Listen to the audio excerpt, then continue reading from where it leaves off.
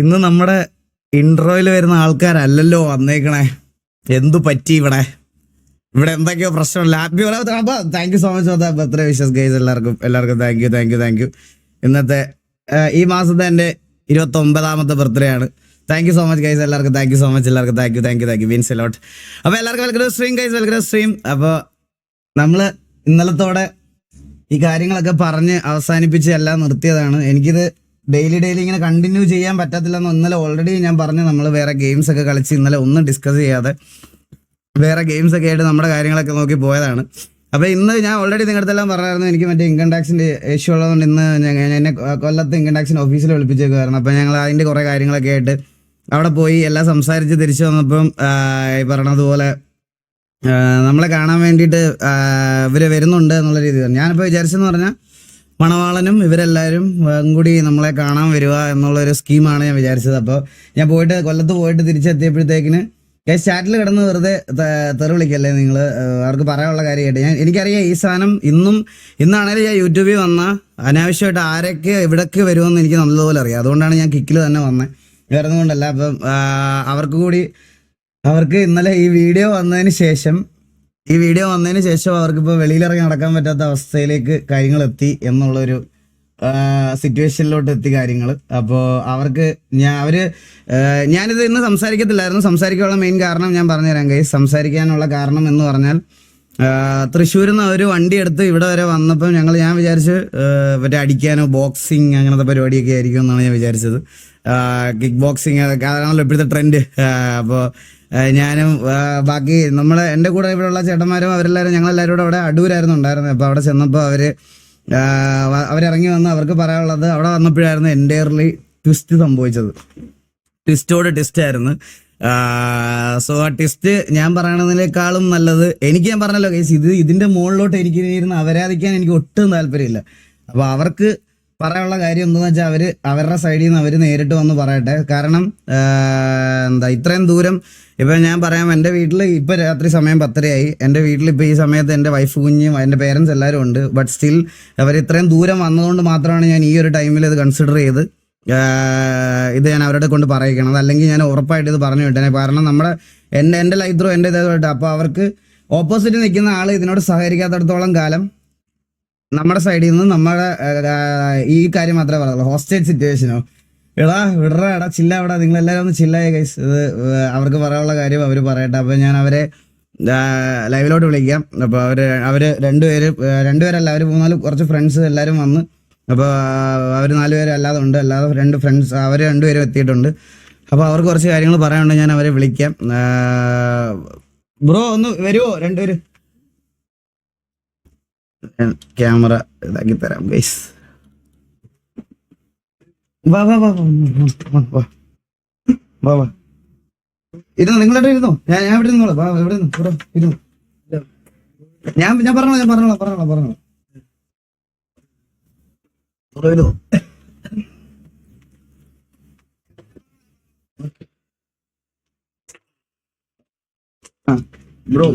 Bro comment mind ചെയ്യണ്ട. നിങ്ങൾക്ക് പറയാനുള്ള കാര്യം എന്താന്ന് വെച്ചാൽ പറഞ്ഞാൽ മതി. കമന്റിൽ ഇപ്പോൾ ഒബ്വിയസ്ലി എന്റെ ലൈവ് ആയതുകൊണ്ട് എന്നെ ഇഷ്ടപ്പെടുന്ന ആൾക്കാരായിരിക്കും ഏറ്റവും കൂടുതൽ. അപ്പം നിങ്ങളുടെ പോയിന്റ് ഓഫ് വ്യൂ അവർക്ക് അറിഞ്ഞുകൂടാ. അപ്പൊ നിങ്ങളുടെ പോയിന്റ് ഓഫ് വ്യൂ എന്താന്ന് വെച്ചാൽ അതൊന്ന് ബ്രോ പറഞ്ഞു. ബ്രോ സംഭവം എന്താ വെച്ചാൽ നമുക്ക് എന്താ വെച്ചാൽ എനിക്ക് ആളെ പേഴ്സണലായിട്ടൊന്നും അറിയണമെന്നില്ല. കാരണം അത്രയും സൗണ്ട് കുറവാണെങ്കിൽ ബ്രോ കുറച്ചുകൂടെ കയറി എന്ന് പറഞ്ഞു, അല്ലെങ്കിൽ കേൾക്കത്തില്ല. ഫുൾ സ്ക്രീൻ ആക്കി.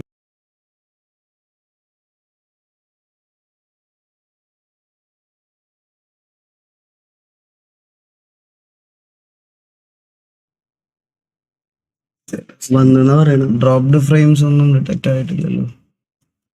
വന്നു സെറ്റ് ആണോ? ഓക്കെ. ഒരു സെക്കൻഡ് ബ്രോ ഒന്ന് കൺഫേം ചെയ്തോട്ടെ. എൻ്റെ ഫോണിൽ റിവ്യൂ അങ്ങനെ കാണിക്കണമായിരിക്കും.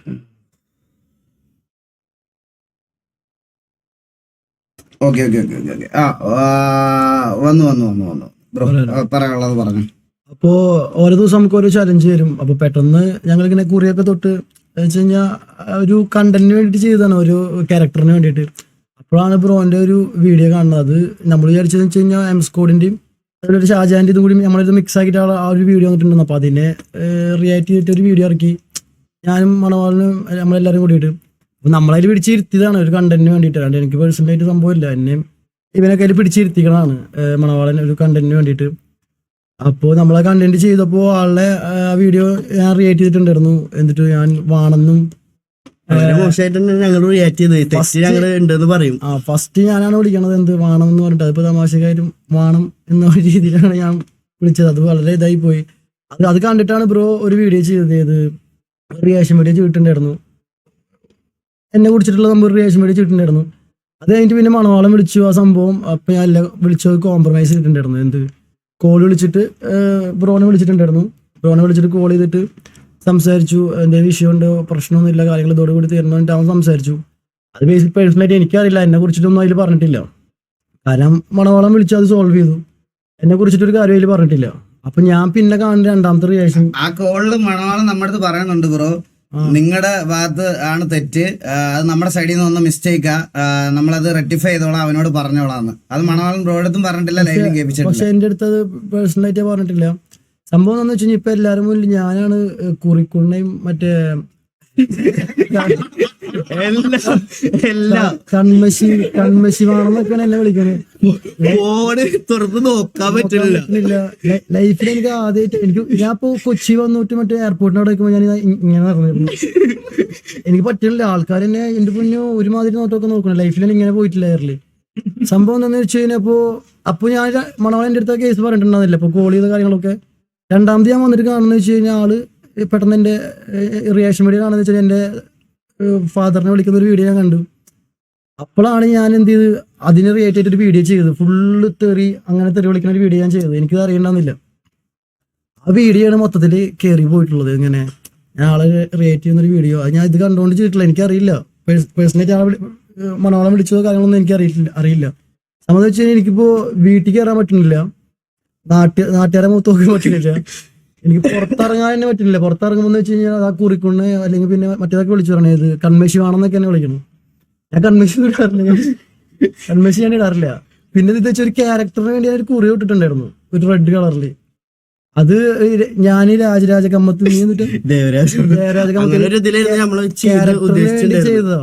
പക്ഷെ അത് എന്റെ ഫോട്ടോ ഒക്കെ ഇപ്പൊ ഓരോ ഇതില് അത് വേറൊരു വീഡിയോക്ക് വേണ്ടിയിട്ടാണ് അങ്ങനെ ചെയ്തത്. പക്ഷെ അതിന്റെ ഇടയിൽ കൂടെ വേറൊരു റിയാക്ഷൻ വീഡിയോ കൂടി കയറി വന്നു. നമ്മുടെ ഈഗിൾ ബ്രോന്റെ വീഡിയോ വന്നപ്പോ നമ്മള് അതിന് നോർമലി ആയിട്ട് സംസാരിച്ചു. സത്യം പറഞ്ഞതെന്ന് വെച്ച് കഴിഞ്ഞാ ഞാൻ അവിടെ എന്താ പറയേണ്ടത് എനിക്കറിയില്ല. കാരണം എനിക്ക് ഇവിടെ വന്നപ്പോഴുള്ള എക്സ്പീരിയൻസ് എനിക്ക് ഇപ്പോഴാണ് ആളെ കുറിച്ച് എനിക്ക് മനസ്സിലായത്. എനിക്ക് ആളെ കുറിച്ച് ഒന്നും അറിയില്ല. ഞാനൊരു ഗെയിമിനെ കുറിച്ച് എനിക്കൊരു തേങ്ങ അറിയില്ല. അതാണ് ഞാൻ ഈ പാമ്പും കോണിയും പൊട്ടത്തരം വിളിച്ച് പറഞ്ഞിരുന്നു. എനിക്ക് ഗെയിമിംഗ് എന്താണെന്ന് ഞാൻ അറിയില്ല. ഗെയിമിംഗ് എന്താ സംഭവം പോലും എനിക്കറിയില്ല. പക്ഷെ ആളെ ഇവിടെ വന്നപ്പോഴാണ് ആളെന്താണ് എങ്ങനെയാണെന്നുള്ളതൊക്കെ അറിയാൻ പറ്റും. മൊത്തത്തിൽ കിളി പോയിരിക്കാണ്.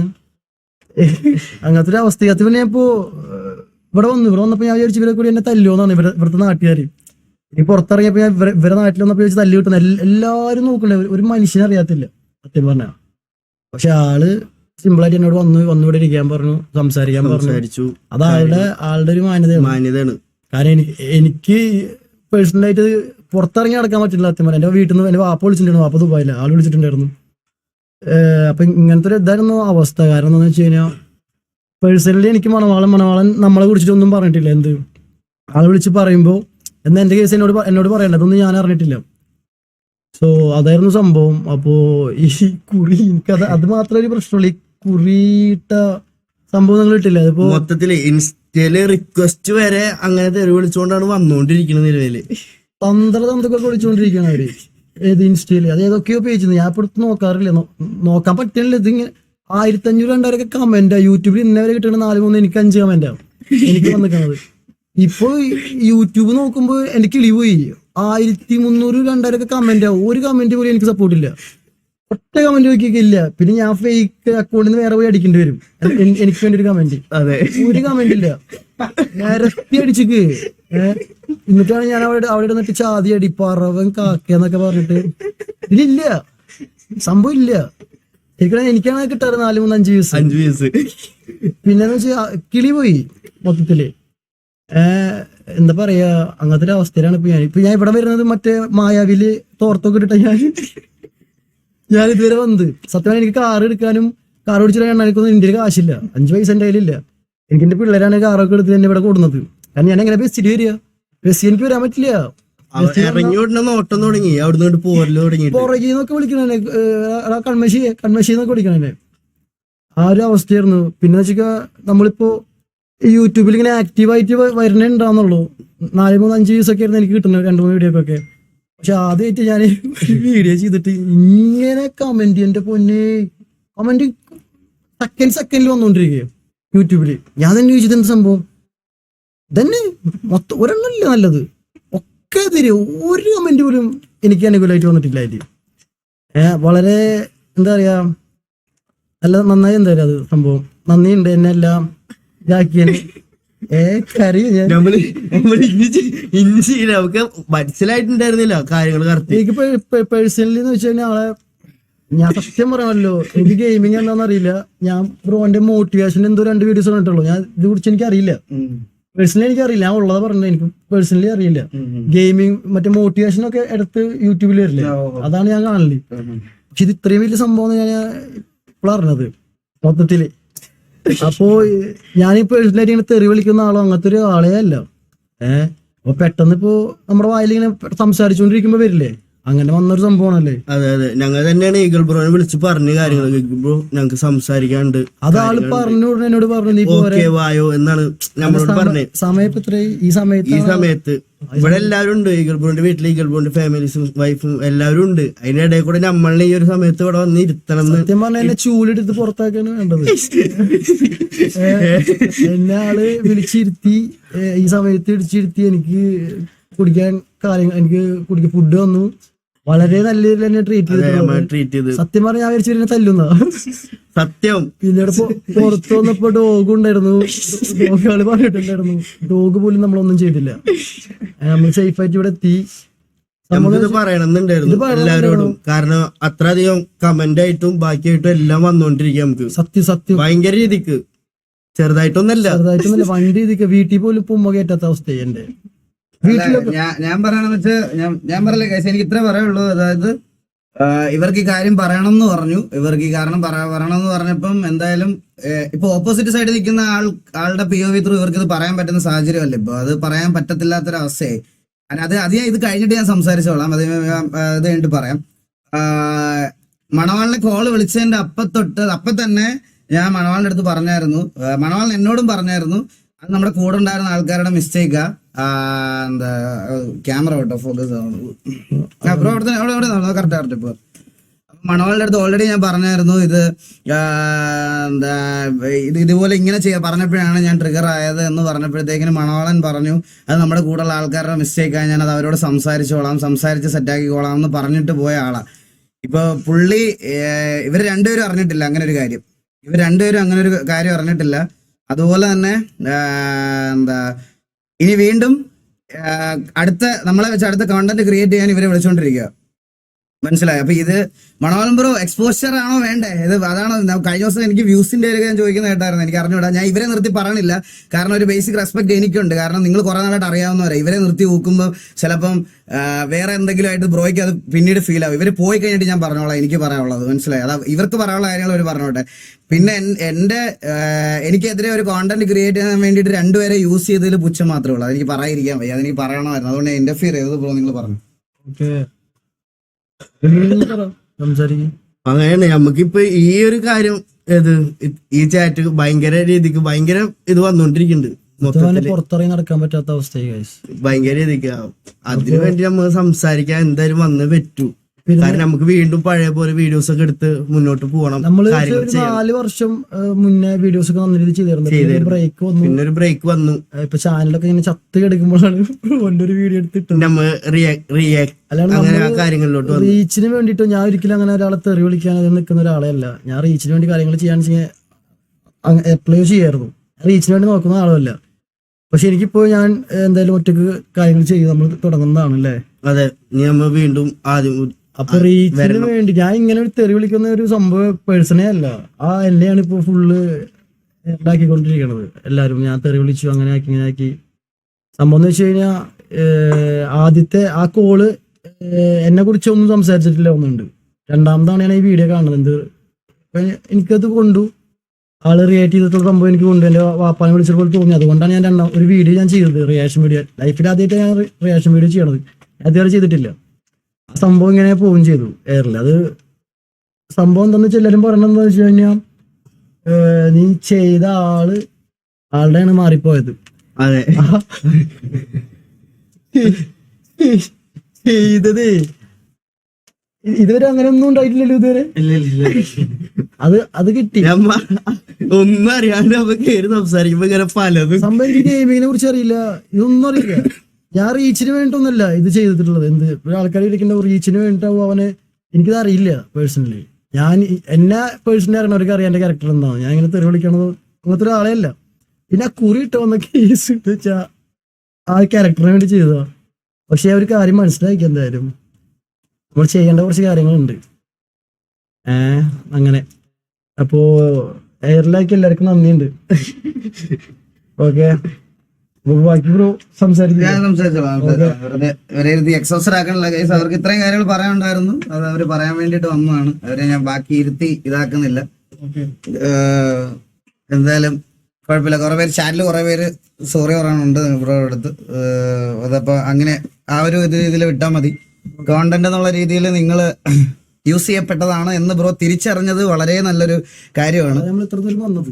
അതെ, ആ ഒരു സാധനം എന്തായാലും ഞാൻ സീരിയസ് ആയിട്ട് പറയുമോ ബ്രോ, ഇപ്പോഴേ നേരത്തെ തിരിച്ചറിഞ്ഞതിൽ നന്നായി. അല്ലാതെ ഇനി കുറെ നാൾ നിന്നിട്ട് നിങ്ങളെ യൂസ് ചെയ്ത് ഇതാക്കി കണ്ടതിന് പകരം ഇപ്പോഴേ നന്നായി. പുള്ളി വിചാരിച്ച പോലത്തെ റീച്ചൊക്കെ പുള്ളിക്ക് കിട്ടട്ടെ എന്ന് ഞാനും ആശംസിക്കുന്നു ബ്രോ. നന്നായിട്ട് നടക്കട്ടെ, അല്ലാതെ ഞാൻ എന്ത് പറയാനാ. അപ്പൊ എന്തായാലും ഇവിടെ വരെ വന്ന് ക്ലിയർ ചെയ്തതിൽ ഒരുപാട് സന്തോഷം ബ്രോ. ഓക്കെ, എന്റെ സൈഡിൽ നിന്ന് ബ്രോയുടെ ഫാമിലി മെൻഷൻ ചെയ്തതിന് ഒരു മോശം തോന്നിയിട്ടുണ്ടെങ്കിൽ എന്റെ സൈഡിൽ ഞാൻ സോറി പറയുന്നു. അല്ല, അത് കുഴപ്പമില്ല. ഇതിപ്പോ വന്ന് നിങ്ങൾ ക്ലിയർ ചെയ്തല്ലോ, അതിന് വലിയ കാര്യം. അപ്പൊ ഞാൻ ഫാമിലി മെൻഷൻ ചെയ്തതിൽ വിഷമമായെങ്കിൽ ഐ എം സോ സോറി. ഇല്ല ബ്രോ, ഇല്ല നമ്മുടെ കൂടി ക്ലിയർ ചെയ്യണല്ലോ. മനസ്സിലായി. അപ്പൊ ഇത് അങ്ങനെ പോട്ടെ. ഈ ഞാൻ കാരണം ഒരു പ്രശ്നം ഉണ്ടാവണ്ടെങ്കിൽ ഓക്കെ. അപ്പൊ നടക്കട്ടെ. താഴോട്ട് വരണോ? ഇല്ല ബ്രോ, ഓക്കെ. അപ്പൊ ബ്രോ പോയിട്ടോ. ഞാൻ കുറച്ചു നേരം ഇന്ന് ലൈവ് ഉണ്ടോ? അതാ